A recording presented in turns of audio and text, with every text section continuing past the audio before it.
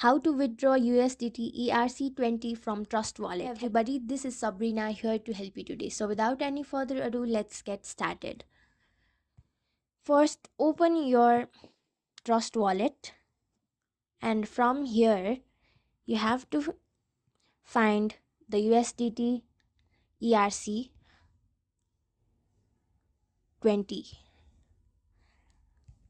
and if you have found it, simply tap on it like here. This, let's say this one is the USDT ERC20, and then simply tap on send. And if you want to create a new wallet for this, simply tap on create new wallet, and if you want to add it in your existing wallet, simply tap on add existing wallet.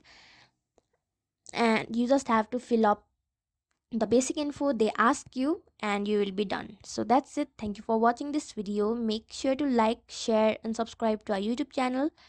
If you got any question, comment them down and I'll catch you in the next one.